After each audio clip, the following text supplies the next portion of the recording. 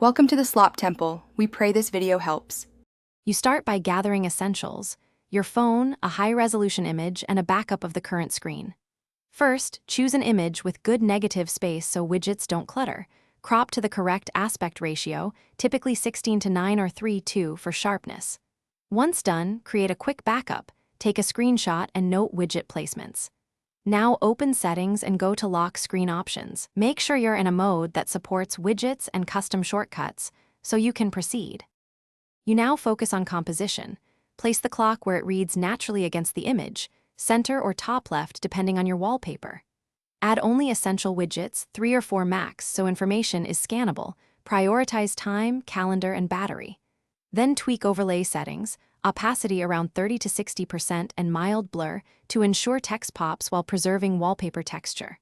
Once arranged, test legibility in bright and dim light. Make small nudges to spacing so elements feel balanced. You finish by refining color and saving options.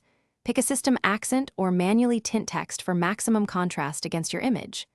Export 2 variations, one brighter for daytime, one darker for night, so you can switch quickly.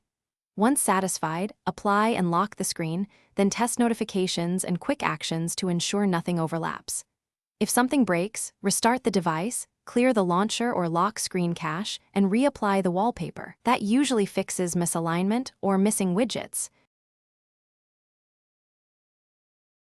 Thanks for watching. Consider subscribing if we helped you.